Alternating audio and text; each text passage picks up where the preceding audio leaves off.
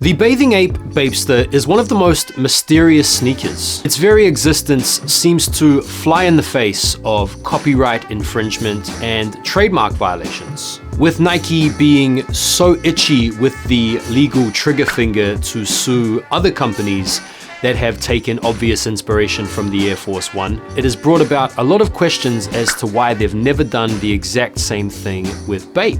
And so in today's episode, we are going to talk about Nike finally bringing about legal proceedings against BAPE. And we're going to address some of the conspiracy theories out there as to how BAPE have been able to get away with it for so long, and talk about why it is Nike have decided to take this action now. If you enjoy sneaker related content like this, feel free to hit the subscribe button. And if you like this video at any point, feel free to give the like button a little nudge for me. I would appreciate it. Now, we know Nike are not shy when it comes to suing other companies for copying their designs. Cases have famously gone all the way to the Supreme Court against the likes of Yums. We have seen in more recent times cases brought against the likes of John Geiger and Mischief. And we've also seen in recent times other bootleggers like Warren Lotus and Omi and a Hellcat being sued for similar types of infringements. So we know that Nike are not shy when it comes to protecting their intellectual property. And so why is it that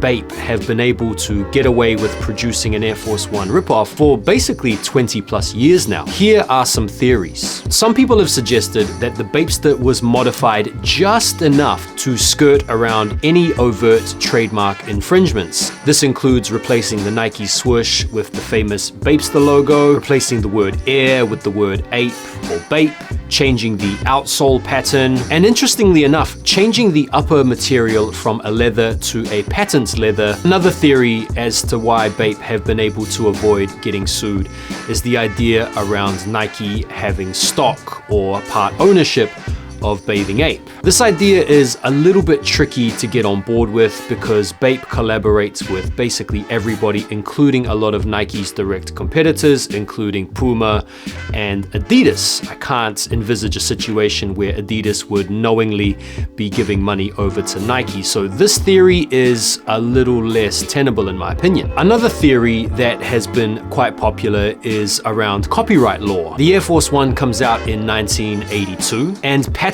utility are valid in both America and Japan, apparently for a lifespan of 20 years.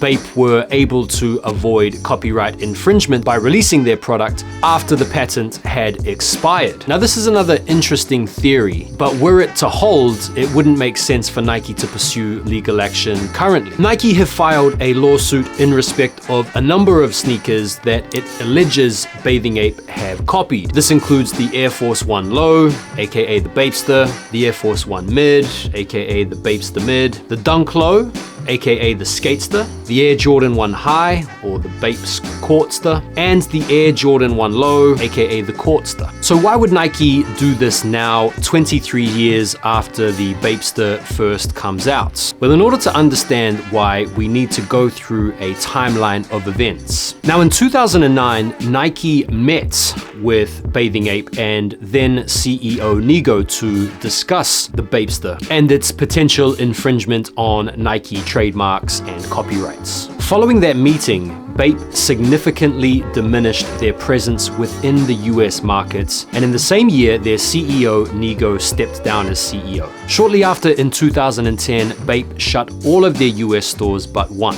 They then shifted their focus to the Chinese and Taiwanese market, and obviously the Japanese market where they're from. In 2016, BAPE actually redesigned the Bapesta to make it look less like the Air Force One. And so there was a period of relative quiet time where BAPE wasn't encroaching in the US markets, not really having any effect on Nike's sales directly. But in 2021, after, according to Nike, sporadic sales of the Bapesta, BAPE decided to reintroduce the original Bapesta, as well as the Courtster, as well as the Skatester. And they did this whilst concomitantly increasing their physical presence within the US market with more stores and more online sales. And so what's likely is that the reintroduction of the old school bapesta back in 2021 that infringes heavily on the intellectual property of the Air Force One design, alongside an uptick in physical presence in the US markets, as well as these other bootleg rip-off sneakers, has brought about some negative attention from Nike, and rightly so, and brought on all of this smoke. Now, this is just my interpretation of what's happened. These are my 2 cents.